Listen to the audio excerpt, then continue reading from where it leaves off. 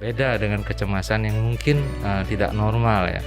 Lalu masalahnya rasanya kecil ya, tetapi rasa cemas yang kita alami begitu besar ya, jadi tidak proporsional. Kalau fobia sendiri itu termasuk kecemasan nggak, Dok?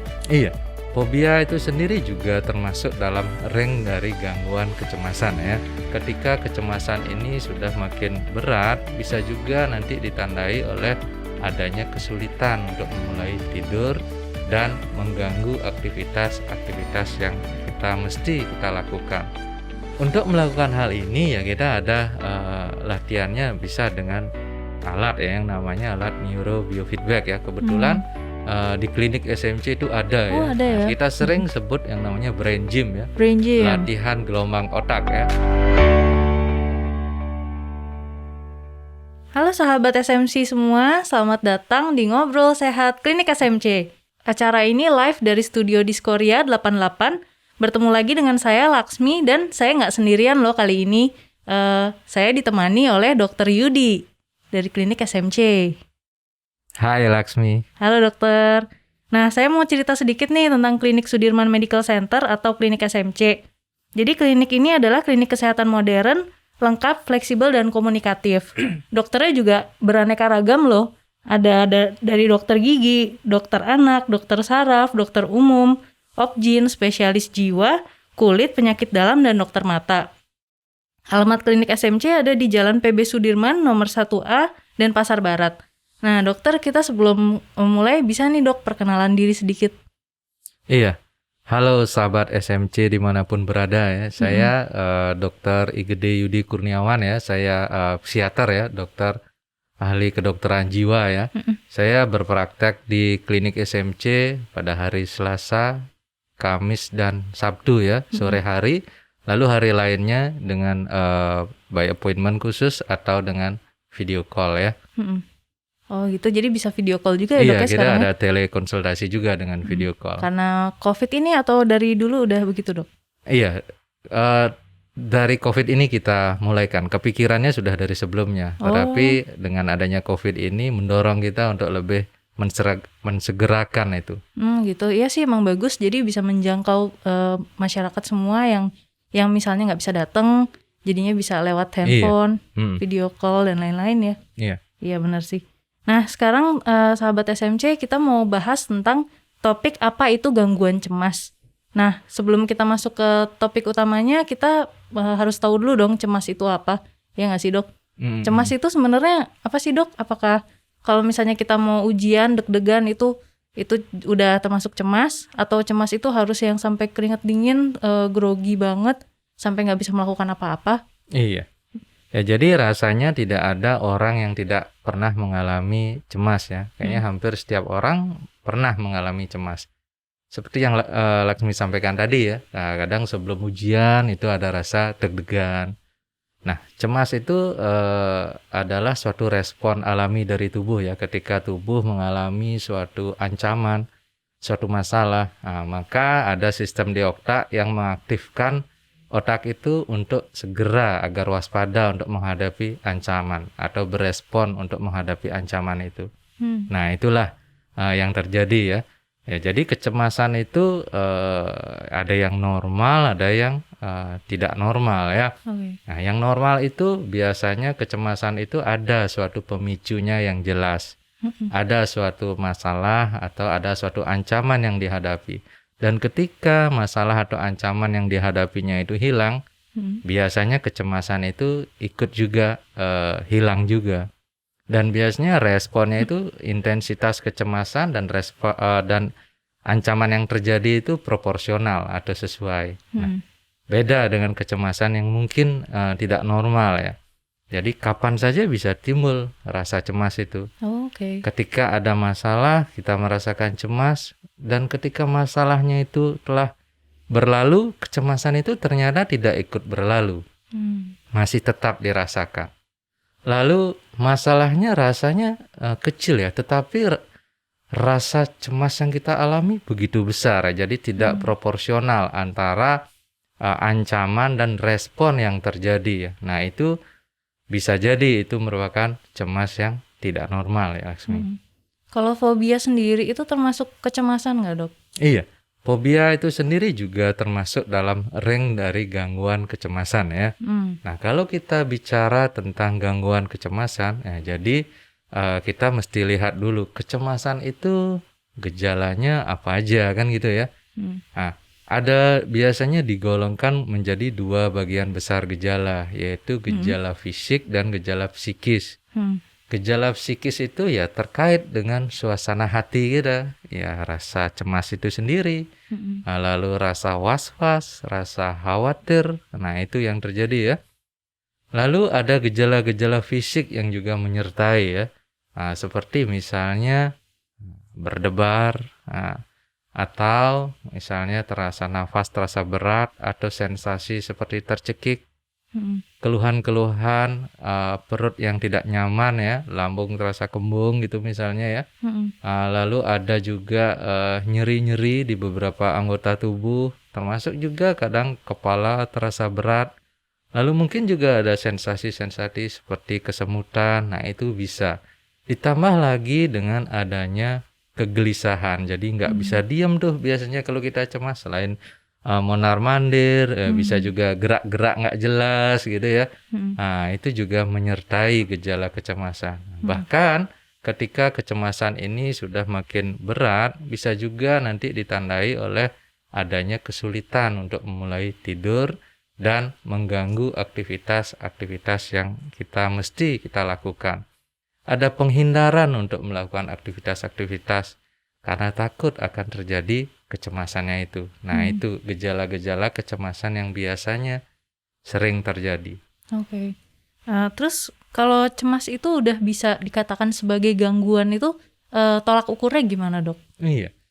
Gimana kita menyatakan cemas itu ini masih normal atau gangguan kecemasan ya? Nah, jadi itu tadi, selain ada gejala-gejala kecemasan, baik gejala psikis maupun gejala fisik itu, nah gejala-gejala tersebut sudah menimbulkan penderitaan bagi yang mengalaminya. Nah, aktivitasnya dia menjadi terganggu ya. Kalau sekolah ya jadi konsentrasi belajar terganggu, bekerja konsentrasi bekerja jadi terganggu, jadi sering melakukan kesalahan-kesalahan. Bahkan sampai terganggu dalam hubungan interaksi dengan orang lain ya, jadi misalnya takut keluar rumah, mesti di rumah sendiri. Nah, itu sudah kemungkinan mengalami suatu gangguan kecemasan. Gangguan kecemasan ini jenisnya itu ada banyak, Laksmi. Oh ya. Iya. Nah, ada yang seperti Laksmi tanyakan tadi ya. Yang pertama ada fobia yang spesifik ya. Jadi ada ketakutan yang jelas terhadap sesuatu ya. Rasa takut objeknya jelas. Nah, itu fobia yang spesifik ya. Misalnya rasa takut ketinggian. Nah, itu ya jelas ya. Ada juga yang namanya fobia sosial ya. Ketakutan atau kecemasan untuk melakukan interaksi dengan orang lain. Jadi yang dia takutkan adalah biasanya cemas untuk menjadi pusat perhatian dari orang lain. Nah, ketika diperhatikan orang, nah itu dia merasa sangat terintimidasi. Nah, itu ciri khas dari orang yang mengalami fobia sosial. Lalu ada juga yang namanya agorafobia ya, namanya cantik ya, agorafobia ya. Yaitu biasanya kecemasan terhadap suatu tempat, misalnya tempat yang sempit. Kalau terjadi apa-apa siapa yang bisa menolong lah nih ya, takut di lorong, di lift atau kamar mandi yang sempit. Atau malah suatu tempat yang sangat lapang ya. Nah, itu biasanya agorafobia. Agorafobia ini bisa disertai dengan serangan panik atau tanpa serangan panik ya. Nah, itu beberapa gangguan kecemasan. Nah, lalu berikutnya ada lagi, Laksmi, yang sering kita sebut namanya gangguan cemas menyeluruh. Ya. Jadi hampir sepanjang hari merasa tidak nyaman, merasa cemas, nggak jelas tuh apa yang dicemasin. Nah, jadi nggak pernah rasanya hari itu terasa tenang. Nah, ini kalau terjadi dia beberapa bulan, ada yang bilang hingga 6 bulan ya. Nah, ini sering kita sebut namanya dengan gangguan cemas menyeluruh. Dan ketika ini memberat, nanti juga disertai adanya penghindaran-penghindaran. Akhirnya nyamannya berada di rumah. Kalau keluar nanti takut terjadi ini. Kalau ke sana takut terjadi ini. Nah, itu ya. Lalu berikutnya yang sering juga terjadi adalah gangguan panik, Laksmi. Nah, Laksmi pernah nggak merasa panik ya? Gimana tuh rasanya? Wah, panik cukup sering sih dok. Kalau misalnya kayak mau meeting misalnya sama orang yang penting misalnya ya untuk kehidupan kita, kayak bos misalnya, atau tugas akhir deh, sidang tugas akhir. Itu kalau panik tuh deg-degan, keringat dingin. Nah itu dia ya. Ketika orang mengalami beberapa kali episode serangan panik dalam sebulan ya, ada yang bilang 4 kali dalam sebulan. Nah ini sudah mungkin dia mengalami suatu gangguan panik ya. Serangan panik itu sendiri biasanya mulai dari kecemasan yang rendah, lalu makin meningkat, hingga akhirnya betul-betul luar biasa dirasakan. Bisa saja dirasakan hingga sesak, sulit menarik nafas, hingga seakan-akan seperti mau pingsan, mau mati. Nah itu ya, seperti tidak ditertahankan. Nah biasanya orang yang sering mengalami serangan panik ini sering melakukan kunjungan ke UGD ya, karena sering terjadi serangan panik itu nyeri dada, sesak. Nah dikiranya mungkin serangan jantung. Tetapi setelah diperiksa normal ya. Nah mungkin dia mengalami suatu serangan panik. Dan ini apabila terjadi 4 kali dalam sebulan dan telah mengganggu aktivitas atau fungsinya sehari-hari, nah bisa jadi mengalami suatu gangguan panik. Nah, lalu berikutnya ada juga nih gangguan kecemasan yang juga terkait trauma, misalnya PTSD ya, post traumatic disorder ya, gangguan stres pasca trauma. Ya, ada suatu kejadian yang luar biasa sebelumnya yang hingga saat ini selalu terbayang dan seakan-akan seperti masih mengalaminya. Nah itu kita sebut PTSD ya. Misalnya nih peristiwa kalau di Bali mungkin bom Bali yang kemarin ya. Nah kalau kita masih sering mengalaminya, terbayang akan hal itu, nah itu bisa tuh mengalami yang namanya PTSD, Laksmi. Apalagi ya berikutnya ada juga nih yang termasuk juga dalam ruang lingkup gangguan kecemasan itu adalah gangguan obsesif kompulsif ya, OCD ya. Nah jadi ada pikiran obsesif ya, pikiran berulang yang kita tahu itu mungkin tidak penting, tetapi tidak bisa kita stop dan kendalikan. Yang memerlukan kita melakukan sesuatu agar jadinya pikiran ini lebih tenang ya. Nah, misalnya nih, kita udah cuci tangan belum ya? Cuci tangan. Habis itu balik lagi, ntar kepikiran, tadi udah cuci belum ya? Nah, cuci tangan lagi. Nah, ketika itu terjadi berulang-ulang sampai mengganggu aktivitas, nah mungkin aja sudah masuk ke dalam gangguan OCD, Laksmi. Ya. Kalau agorafobia yang tadi dokter bilang, itu klaustrofobia tuh masuk dalam agorafobia nggak sih? Ya, kalau klaustrofobia masuknya dia dalam suatu fobia yang spesifik ya, jadi yang khas objeknya ya. Oh gitu ya, jadi klaustrofobia itu kan ruang sempit juga ya dok ya? Oh oke. Terus penyebabnya cemas itu biasanya apa aja dok? Iya, kalau kita bicara tentang penyebab ya, cemas sendiri ya setiap orang itu memiliki respon adaptasi ya terhadap suatu masalah ya. Nah ketika respon adaptasi ini terganggu atau terjadi kegagalan, mungkin akibat kapasitas mental yang terlampaui karena stresor yang begitu besar atau stresor yang berkepanjangan, nah itu bisa saja ya timbul gejala-gejala kecemasan. Kalau kita lihat dari faktor-faktor yang bisa menimbulkan gangguan kecemasan, bisa kita lihat dari 3 faktor ya, faktor biologi, psikologi, dan sosial ya. Sering kita singkat biopsikososial ya. Dari faktor biologi memang setiap orang itu telah mempunyai kerentanan tersendiri untuk mengalami suatu gangguan kecemasan ya. Ya mungkin ada dari genetiknya terkait, ada orang tua yang memiliki tendensi, lalu akhirnya keturunannya juga memiliki kecenderungan memiliki gangguan kecemasan. Lalu berikutnya adalah faktor psikologi. Nah, bagaimana pola asuhnya, bagaimana kepribadian yang terbentuk, atau bagaimana cara dia untuk mengatasi masalah ya. Orang-orang dengan ciri kepribadian yang cenderung perfeksionis, nah itu katanya lebih rentan untuk mengalami gangguan kecemasan. Lalu berikutnya ya faktor sosial. Bagaimana stresor yang terjadi itu. Apakah stresornya kecil tetapi berkepanjangan atau begitu besar atau terjadi menumpuk. Nah, itu juga mempengaruhi. Kombinasi atau interaksi dari ketiga faktor tersebut dapat memicu terjadinya gangguan kecemasan. Kalau kita lihat dari hal-hal yang lebih kecil lagi, yaitu dari zat-zat yang terjadi di otak ketika orang mengalami kecemasan, nah itu ada beberapa zat kimia kecil di otak yang berperan. Nah, ini sering kita sebut neurotransmitter ya. Nah, pada cemas itu sendiri neurotransmitter serotonin, norepinefrin dan GABA itu berperan ya. Ketidakseimbangan reseptor-reseptor tersebut di dalam otak bisa menimbulkan terjadinya gangguan kecemasan. Lalu aktivasi saraf otonom ya, terutama hiperaktivasi dari saraf simpatis. Nah, itu juga membuat adanya gejala-gejala kecemasan, Laksmi. Itu tuh kalau bahasa mudahnya tuh gimana sih, Dok? Itu kan tadi bahasa versi medisnya ya.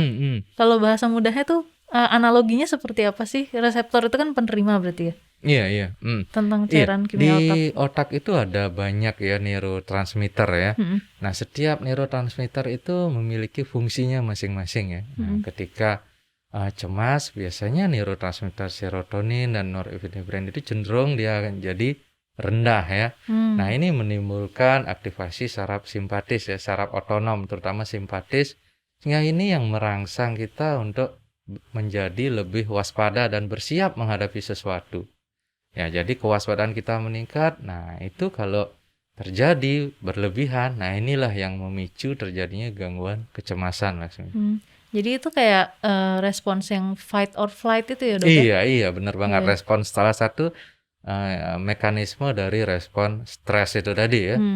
Jadi mau dihadapi apa kabur nih gitu. Iya, benar banget ya. Terus ini, Dok, kita mungkin bisa baca pertanyaan dulu ya sama sapa-sapa penonton kita yang udah datang untuk menonton. Dari Van Febri, wah banyak jempolnya. Sama dari Gungwi, maskernya Dokter Yudi lucu. Iya sih, Dok, bener maskernya lucu banget hari ini. Ari Indra, halo. Akupunktur Bali, halo. Terima kasih semuanya sudah menonton. Nah, mungkin teman-teman yang nonton ini ada yang menanyakan juga dalam hati kali ya. Cemas sama depresi itu sama nggak ya berarti? Iya, cemas dan depresi adalah merupakan suatu hal yang berbeda ya, tetapi bisa terjadi bersamaan ya. Oh, oke. Iya. Kalau orang cemas itu biasanya dia sangat peduli dengan semua hal ya, sangat ingin tahu atau sangat aktif ya. Tetapi kebalikannya pada orang depresi, dia tidak peduli biasanya ya dengan semua hal itu ya. Nah, lalu kita lihat kenapa bisa terjadi bersama-sama. Karena neurotransmitter yang berperan, zat-zat kimia kecil itu jadi adalah hampir sama, dan jalurnya di otak itu juga bersinggungan ya, sehingga gejala-gejalanya itu ada yang serupa. Kalau kita lihat bedanya, pada kecemasan ya seperti kita sudah jelaskan tadi ya, tetapi pada depresi ya itu ada sering kita sebut dia merasa rasa bahagianya itu hilang ya, jadi sulit merasakan bahagia ya. Lalu ada rasa cepat lelah ya, tidak semangat ya. Nah, lalu ada ekspresi wajah yang mungkin sering tampak sedih ya. Nah, itu gejala utamanya. Nah, tetapi ada juga gejala-gejala tambahan. Jadi ada rasa rendah diri, mudah putus asa, jadi nggak pede, lalu bisa kehilangan atau nafsu makannya bisa berlebih. Bahkan ketika depresinya makin berat, bisa saja terjadi ada rasa-rasa keinginan untuk mengakhiri hidup ya. Jadi itu perbedaan gejala cemas dan depresi. Tetapi ada juga yang hampir sama seperti yaitu masalah susah tidurnya, nafsu makannya. Nah, kadang ini bisa terjadi bersamaan dan mix ya. Gitu, Laksmi. Bisa juga berarti ya dari cemas ke kelamaan cemas lama-lama jadi depresi. Bisa juga. Pada orang yang mengalami kecemasan itu sangat mungkin juga disertai adanya gangguan depresi. Saya lupa persentasenya. Kalau nggak salah itu hampir 49% orang yang mengalami gangguan kecemasan itu juga ditemukan adanya gejala-gejala depresi. Hampir setengah Lalu, ya? Iya, hampir setengah ya. Tetapi pada orang yang mengalami depresi, hampir 70% bisa ada beberapa gejala kecemasan juga yang ditemukan. Nah, jadi itu sangat bisa terjadi bersamaan, Laksmi. Iya. Kalau perfeksionis, balik lagi ke perfeksionis ya, Dok. Iya. Dulu tuh itu jadi trait yang positif ya. Kalau sekarang bisa jadi kelemahan ya. Kalau misalnya lagi interview kerja ditanya kelemahan kamu apa, orang-orang sekarang mulai banyak bilang perfeksionis. Ya, itu sangat tergantung sebenarnya. Kalau terkait perfeksionis, bagaimana dia bisa memahami apa yang dia alami ya. Ketika dengan orang perfeksionis ditempatkan pada tempat-tempat yang memerlukan kedetailan, yang rinci, ya tentu itu sangat akan cocok dan menguntungkan ya. Oke. Iya. Nah, tetapi pada orang perfeksionis ini juga dia mesti paham ya. Ada hal-hal yang mungkin di luar jangkauannya, ada hal-hal yang mungkin tidak mampu dia ubah ya, sehingga jangan sampai hal-hal seperti itu malah menimbulkan beban dan stresor nantinya, dan mengakibatkan terjadinya gangguan. Kalau kecemasan sendiri, orang yang mudah cemas tuh kan biasa suka mengeluhkan sakit perut ya, Dok ya. Iya. Aduh, kalau lagi cemas nih suka tiba-tiba jadi sakit perut nih, bolak-balik ke toilet lah, atau tiba-tiba kayak mahnya kambuh. Itu Bener ada banget, hubungannya Laksmi. ya, Dok ya. Iya, seperti yang kita jelaskan di awal, obrolkan di awal tadi ya. Nah, kita udah ngobrol loh gejala cemas. Nah, gejala cemas kan ada dua ya yang utama. Ada gejala psikis dan ada gejala fisik ya.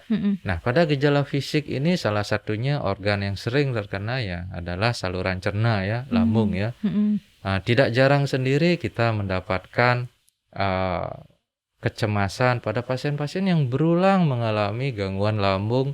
Dan setelah diperiksakan ke dokter penyakit dalam, ternyata masalah di lambungnya itu tidak signifikan. Nah, tetapi keluhannya itu berat dan berulang. Nah, kadang kita temui ini ada dasar-dasar atau gejala kecemasan yang menyertainya. Nah, ini sering disebut sebagai suatu psikosomatis ya. Nah, kenapa itu bisa terjadi? Karena ada suatu hubungan antara saluran cerna dan lambung ya. Saluran cerna dan otak ya. Kirain lambung dan apa gitu ya. Lambung dan otak. Istilahnya namanya ada brain gut system, brain gut connection atau brain gut axis ya. Jadi ketika misalnya kita mengalami suatu stres yang berkepanjangan, tentu tubuh melakukan adaptasi ya, melakukan respon ya. Respon yang keluar itu adalah dengan keluarnya hormon stres ya, hormon kortisol. Apabila ini terjadi berkepanjangan, hormon stres ini juga memicu keluarnya asam lambung ya. Nah, ketika asam lambung ini meningkat, lalu hormon stres ini ternyata juga menurunkan ya suatu zat yang namanya prostaglandin, yaitu pelapis lambung ya. Nah, sehingga asam lambung meningkat, lapisan lambungnya berkurang ya, tentu akan sangat rentan untuk mengalami masalah lambung ya. Nah, itu dia. Sehingga orang yang dengan stres berkepanjangan sangat rentan mengalami gangguan lambung. Begitu pula nanti sebaliknya ya. Ketika orang mengalami gangguan lambung, nah itu juga sangat bisa terpicu ya, mengalami stres juga ya. Nah, gimana? Nggak sembuh mungkin, atau jangan-jangan berbahaya. Nah, itu malah menjadi suatu lingkaran jadinya ya. Iya. Nah, jadi bisa dari awalnya penyakit lambung malah mengakibatkan cemas buat dia gitu. Itu bisa ya? Bisa banget Laksmi ya. Oke. Kalau mengatasinya, Dok, itu kita kan udah tahu ya penyebab-penyebabnya apa. Berarti kita atasi satu-satu atau sekaligus tuh? Ada obatnya untuk sekaligus mengatasi itu semua? Mungkin kita bicara tentang bagaimana mengatasi gangguan kecemasan mungkin ya. Gangguan kecemasan ini apabila banyak yang bertanya kapan sih kita harus berobat misalnya, atau berkunjung ke dokter apabila mengalami kecemasan. Nah, ketika mengalami gejala kecemasan dan gejalanya tersebut telah mengganggu, nah tentu ada baiknya ya kita melakukan usaha-usaha untuk mengurangi gejala tersebut. Yang pertama ya ada hal-hal yang bisa kita lakukan di rumah, misalnya usaha mandiri. Lalu ketika itu gagal, nah kita bisa berkunjung ke bisa ke dokter, bisa ke psikiater untuk memeriksakan diri. Nah, di sana tentu akan dilakukan pemeriksaan. Apakah ini cemas normal atau sudah menjadi suatu gangguan cemas ya. Ketika dia mempunyai gangguan cemas, apakah ini memerlukan intervensi atau penanganan dengan obat-obatan atau cukup dengan terapi non obat. Nah, itu yang dinilai nantinya. Nah, gitu Laksmi. Itu tuh biasanya ada tesnya nggak sih dok kalau misalnya melihat kadar kecemasan atau apakah ini udah gangguan cemas atau belum gitu? Tes tertulis misalnya atau apa? Kalau untuk tes tertulis ada beberapa yang namanya kuesioner yang untuk mengetahui apakah kita mengalami kecemasan atau enggak ya, istilahnya untuk screening ya. Nah, itu self assessment ya, diri sendiri menjawab kuesionernya yang dikerjakan oleh sendiri. Lalu nanti ada scoringnya, apakah kita ada gejala kecemasan atau kecemasannya dalam tingkat berapa. Nah, itu ada. Nah, kalau mau mengakses itu di website PDSKJI, Perhimpunan Dokter Spesialis Kedokteran Jiwa. Nah, itu ada screeningnya di sana. Nah, di sana juga bisa self assessment apakah kita ada mengalami suatu gejala kecemasan seperti itu, Laksmi. Kita bisa baca pertanyaan dulu nih dok. Udah mulai ada pertanyaan. Apa saja pilihan terapi untuk gangguan kecemasan? Iya. Baru kita singgung sedikit tadi ya. Apa aja sih pilihan terapi untuk gangguan kecemasan? Nah, ini ada terapi tadi ya, bisa dengan obat medikamentosa atau dengan obat ya, non medikamentosa ya. Nah, terapi dengan kita mulai dari yang mana nih Laksmi? Obat atau non obat Laksmi? Coba non obat dulu. Non obat dulu ya. Ya, kalau non obat ini ada beberapa pilihannya ya. Nah, yang pertama karena ini suatu cemas, kita tentu merasakan suatu ketegangan yang berlebihan ya, respon tegang. Nah, kita berlatih untuk melakukan relaksasi, mengurangi ketegangannya. Nah, jadi kita bisa melakukan beberapa latihan relaksasi. Latihan relaksasi ada beberapa jenis ya, ada banyak juga ya. Nah, hal yang sederhana yang bisa dilakukan di rumah ya tentu latihan relaksasi dengan teknik pernapasan ya. Bagaimana kita mengatur posisi duduk yang nyaman, lalu melakukan mengatur nafas kita sehingga jadinya kita menjadi makin rileks. Lalu ada juga nih yang namanya latihan relaksasi dengan teknik progresif masker relaksasi. Jadi berfokus hanya pada otot-otot, lalu bagaimana otot-otot tersebut ditegangkan dan otot-otot tersebut lalu dilemaskan atau dirilekskan. Nah, itu dirasakan bedanya ketika tegang dan ketika rileks. Ya, itu namanya teknik progresif masker relaksasi ya. Nah, itu kalau lihat dari teknik awalnya mulai ada 16 kelompok otot, tetapi bisa disederhanakan menjadi 4 atau sekalian aja. 1 sekalian di seluruh tubuh itu juga bisa ya. Nah, jadi seperti kayaknya kita kalau baru bangun itu apa ya namanya?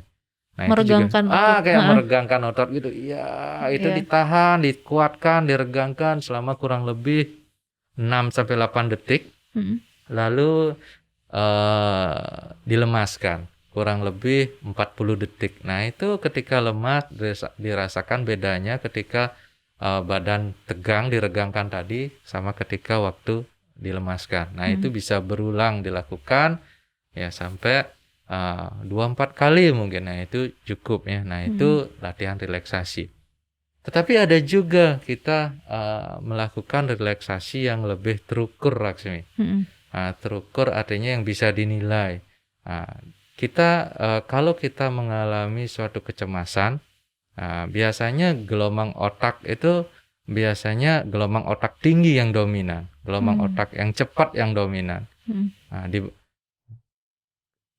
Ini yang kemudian kita nantinya coba untuk harmonisasi ya, sehingga kecemasannya berkurang. Kalau kita lihat gelombang otak itu, kita bicara gelombang otak aja sedikit ya, biar paham mungkin ya, biar sedikit tahu juga. Gelombang otak sendiri itu kalau garis besarnya kita golongkan jadi 2 secara mudahnya, gelombang yang cepat dan lambat ya. Cepat itu diperlukan ketika kita melakukan kegiatan-kegiatan yang memerlukan konsentrasi ya. Nah, ketika lambat itu untuk santai, rileks, dan tidur ya. Nah, ketika kita cemas itu, gelombang otak cepatlah yang dominan ya. Nah, sehingga kita tidak bisa untuk merasakan rileks, tidak bisa untuk merasakan nyaman.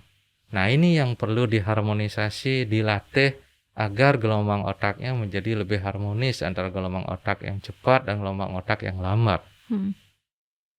Untuk melakukan hal ini ya kita ada latihannya bisa dengan alat ya, yang namanya alat neurobiofeedback ya. Kebetulan di klinik SMC itu ada ya. Ada ya. Kita sering sebut yang namanya brain gym ya. Latihan gelombang otak ya. Nah, alatnya sederhana ya. Nah, jadi ada satu alat, nanti di kepala ditempelkan ada elektroda ya, yang disambungkan ke alat tersebut. Nah, nanti kita akan berlatih di sana. Nah, latihan kita itu langsung ada responnya. Responnya itu di monitor di depan kita. Kalau kita tercapai target gelombang otak yang kita harapkan, nah tentu akan ada respon yang sesuai nanti di layar monitor di depan kita. Nah, dan ini pula kita bisa ada skornya, sehingga latihan yang kita lakukan itu jadi lebih terukur. Nah, perkembangannya pun bisa kita nilai nantinya ya. Ketika berlatih sekarang kita mencapai segini. Nah, di pertemuan berikutnya, di latihan berikutnya kita mencapai berapa. Nah, ini yang bisa kita lakukan yang lebih terukur, seperti yang menjawab pertanyaan Laksmi tadi juga ya. Nah, terapi neurofeedback ini bisa untuk gangguan kecemasan ya. Selain gangguan kecemasan berarti buat apa juga tuh, Dok? Buat apa lagi? Ini neurofeedbacknya. Ya. Ya, selain untuk gangguan kecemasan, untuk berlatih kita biar jadi lebih rileks, ada beberapa gangguan lagi yang ternyata juga efektif untuk melakukan latihan gelombang otak ya.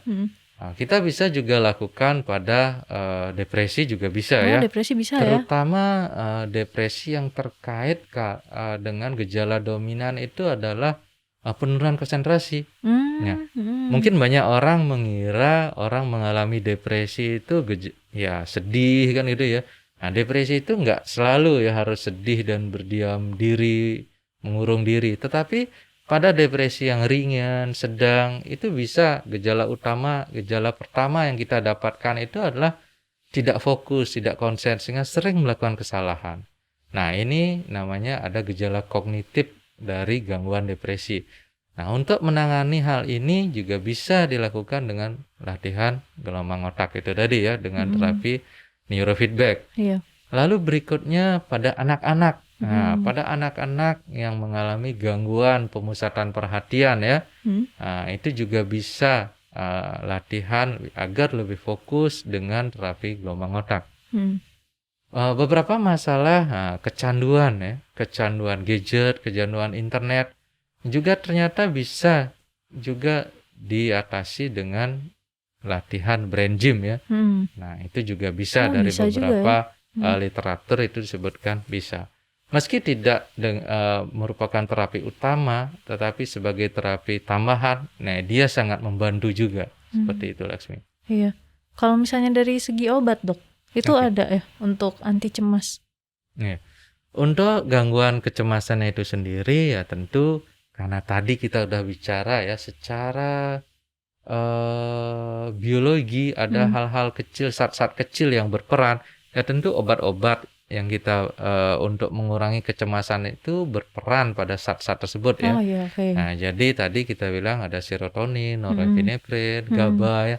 Nah, jadi obat-obat yang diberikan untuk mengatasi gangguan kecemasan adalah obat-obat yang bekerja untuk menyeimbangkan neurotransmitter tersebut. Nah, jadi ada obat istilahnya ya obat yang bekerja di serotonin misalnya yang sering kita sebut antidepresan. Lalu beberapa obat anti cemas seperti benzodiazepin, nah itu juga bisa untuk mengurangi kecemasan. Nah, pemberian biasanya kombinasi ya, karena untuk mengatasi kecemasan awal sering diberikan obat golongan benzodiazepin. Tetapi obat-obat golongan benzodiazepin ini ternyata dalam penggunaan jangka panjang memiliki efek yang kurang baik ya. Nah, dia bisa ada efek toleransi ya, makin lama dosisnya makin meningkat. Naik, ya. Atau dia bisa ada efek penurunan fungsi kognitif ya. Oh gitu. Iya, itu juga bisa kalau penggunaan jangka panjang ya. Sehingga mestinya ditemani dengan obat-obatan yang bekerja di serotonin dan norepinefrin itu tadi ya. Nah, sering ini kita sebut antidepresan ya. Nah, tetapi fungsinya adalah bekerja di serotonin dan norepinefrin. Jadi obat-obat antidepresan juga kadang diberikan pada orang yang mengalami gangguan kecemasan. Ya, ini lebih aman untuk penggunaan jangka panjang karena tidak menimbulkan efek-efek toleransi tersebut, Laksmi. Iya. Kalau misalnya balik lagi ke yang non obat, journaling juga bisa ya dok ya? Oh iya, itu lagi satu ya. Itu sebagai usaha mandiri yang bisa dilakukan di rumah ya. Ada salah satunya dengan melakukan journaling ya. Bagaimana mencoba untuk menuliskan perasaan atau kecemasan yang dirasakan ya. Lalu diberikan skor itu lebih baik lah. Misalnya kali ini nih saya merasa cemas ya, kita berikan cemas ini seberapa berat ya. Dikasih skor lah nilainya 0 sampai 100 ya. Lalu apa sih situasi apa yang sekarang kita hadapi ini sih sehingga kok ada cemasnya, itu bisa dideskripsikan situasinya. Lalu usaha-usaha apa yang kita lakukan untuk mengurangi kecemasannya. Nah, itu juga bisa dituliskan. Nah, lalu hasilnya bagaimana? Apakah kecemasannya memberat? Apakah kecemasannya berkurang atau tetap aja? Nah, itu juga bisa dituliskan. Dengan membuat jurnal yang terkonsep seperti tersebut, itu sangat bisa membantu untuk mengenal pencetus dari kecemasan, lalu untuk mengenal usaha-usaha yang efektif untuk mengurangi kecemasan. Sekaligus apabila juga kita kontrol ke psikiater, nah itu juga sebagai sarana monitoring dari psikiaternya sehingga benar-benar tahu perkembangannya selama di rumah. Nah itu juga bisa lah dengan journaling. Oh iya, itu mirip sama CBT ya dok ya berarti? Iya, konsepnya memang seperti itu ya Laksmi ya. Soalnya dulu pernah juga baca-baca soal CBT, itu ternyata kayak journaling. Iya. Jadi teknik CBT itu salah satunya adalah dengan melakukan penugasan-penugasan untuk mengenali hal-hal tersebut, Laksmi. Oh, oke. Iya. Kita mau bisa baca pertanyaan lagi dok, ini udah banyak juga nih yang nanya. Kita mulai dari mana nih? Dede Hardika. Adakah saran untuk mengurangi kecemasan adanya trauma pasca kecelakaan? Oh, PTSD ya dok ya? Ya, dia ada peristiwa traumatik ya sebelumnya ya. Traumatik. Dan ya mungkin sekarang masih dirasakan ya, mengalami kecemasan ya. Nah, ini yang perlu dilakukan adalah yaitu tadi kita sudah bahas ya, kita mesti mencoba usaha-usaha mandiri ya. Bagaimana mencoba melakukan latihan relaksasi, lalu bagaimana melakukan kegiatan-kegiatan yang positif seperti olahraga, kegiatan-kegiatan yang kontak dengan alam. Nah, itu terbukti bisa mengurangi kecemasan dan menstabilkan mood ya.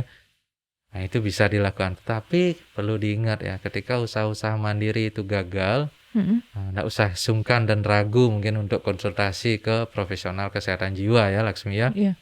Lalu kalau dari saya pertanyaannya berhubungan sama ini juga, dia nggak apa-apa nggak untuk terpapar dengan area waktu dia mengalami kecelakaan itu? Apakah nggak apa-apa terpapar, maksudnya dia mendatangi lagi area itu atau sebaiknya jangan dulu? Nah, ketika kita menghadapi hal seperti itu, nah itu sangat tergantung dari kesiapan, Laksmi. Okay. Kalau siap, ya it's okay. Tetapi kalau enggak, nah ini mungkin kita akan coba dulu. Apakah mulai dari paparan yang sedikit demi sedikit. Maksudnya itu paparan itu kita berikan misalnya areanya itu mungkin mulai dari gambarnya dulu. Nah, gimana perasaannya setelah melihat gambar di area itu? Atau suara, itu juga bisa. Nah, sehingga semakin lama semakin terbiasa hingga akhirnya siap untuk menghadapi area yang sebenarnya. Nah, itu juga bisa ya. Itu namanya dengan teknik desensitisasi ya, kita coba ya. Dihadapkan dengan paparan yang sedikit demi sedikit, Laksmi. Berarti jangan langsung ya. Ya kalau nggak siap hadapi, jangan dipaksakan langsung. Tetapi kalau siap ya boleh aja. Boleh aja ya. Nggak apa-apa. Jadi tergantung bagaimana kita menilai kesiapan diri kita. Oke. Lalu Jeff King 70, thanks dokter Pratiwi Ageng. Apakah dengan memakan sesuatu seperti buah atau sayur atau menghirup aromaterapi bisa membantu mengurangi kecemasan? Iya, ini juga sangat individual ya kalau terkait aromaterapi ya. Ya, ketika aromaterapi tersebut dirasakan bisa membuat rileks, why not itu untuk dicoba ya. Nah, silakan itu dicoba untuk mengurangi kecemasannya. Tetapi apabila itu malah mengganggu, ya mungkin itu nggak sesuai. Saya kira itu sangat bersifat individual lah. Iya, cocok-cocokan ya dok Iya. ya. Aduh, mata saya tuh minusnya kayak nambah ya. Saya baca. Iya, boleh. Itu setiap kali saya merasa cemas, saya akan gemetar, gagap. Walaupun menurut saya situasi yang normal untuk cemas.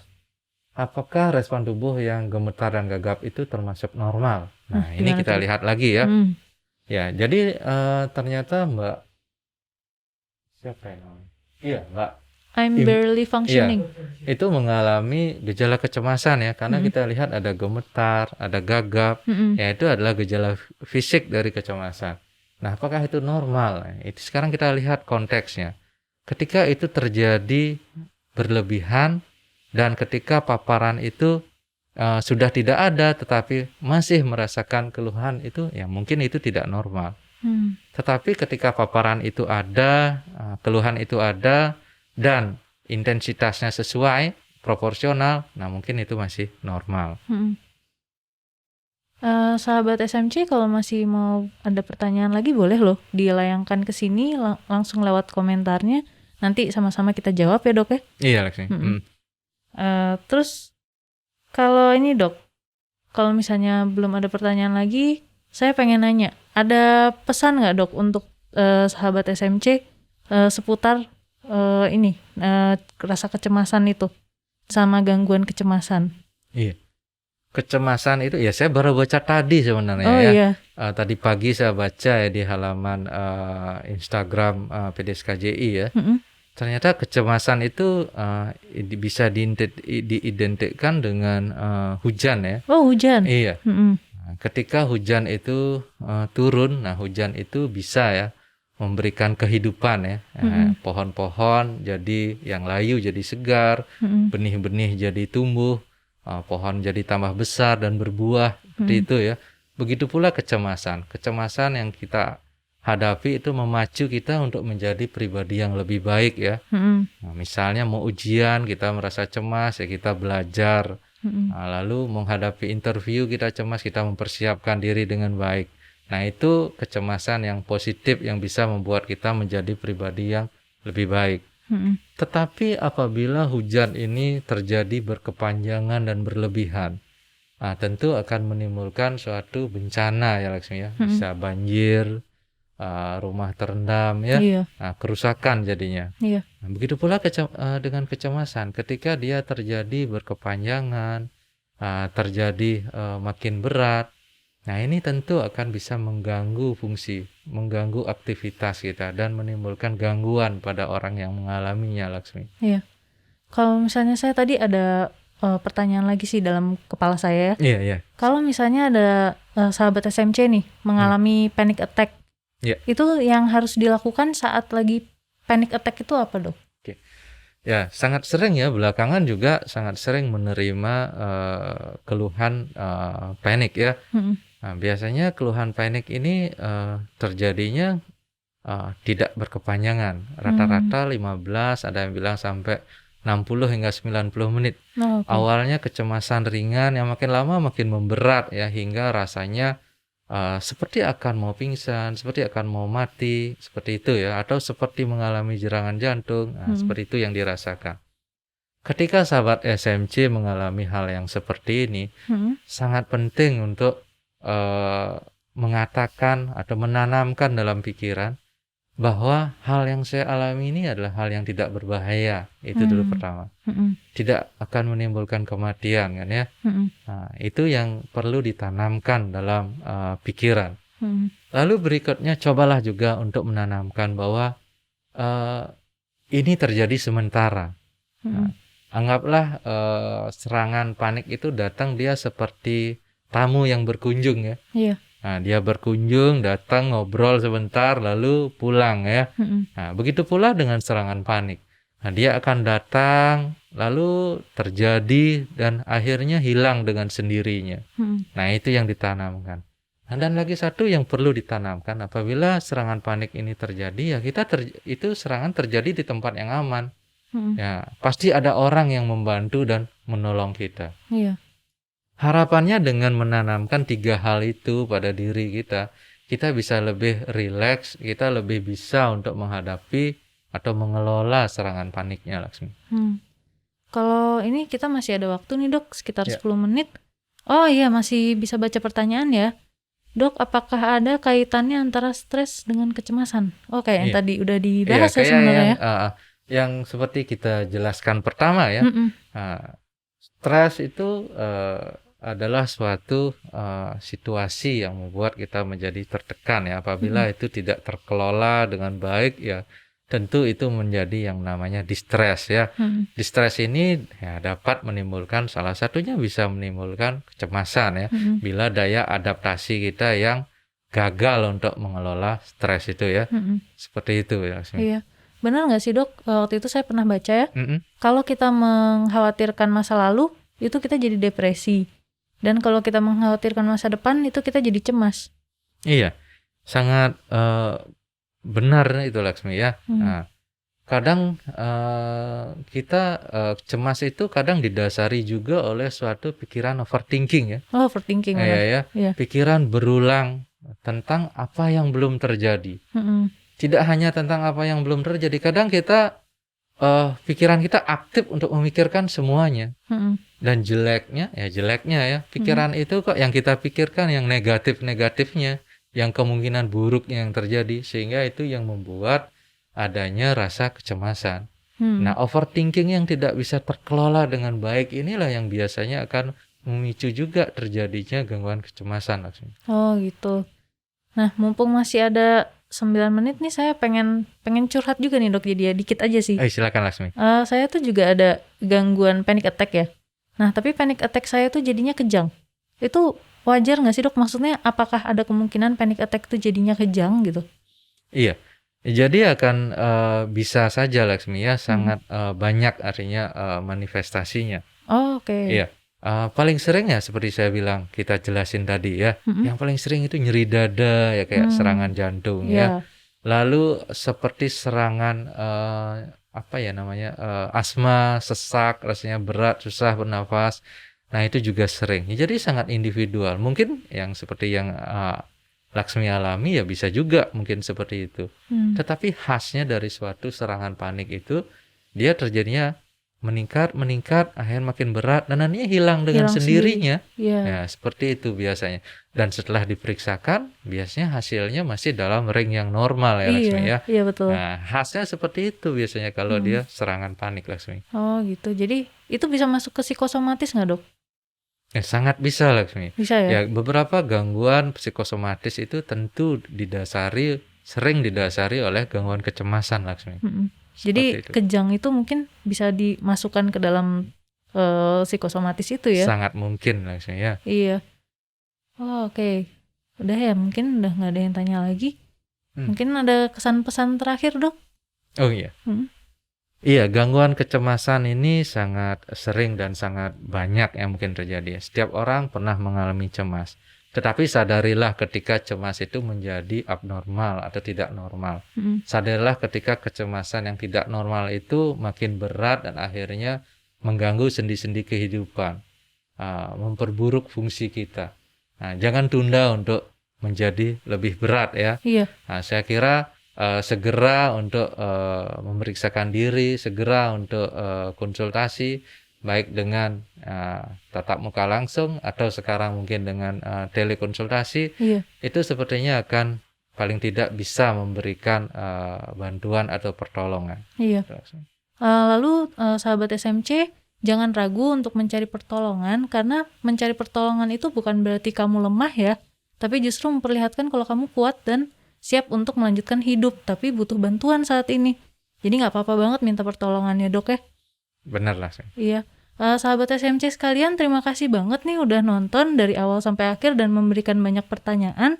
Mohon maaf jika misalnya jawabannya belum memuaskan, mungkin bisa nanya-nanya lebih lanjut lagi ya ke klinik Des SMC ya. Iya. Instagramnya klinik SMC.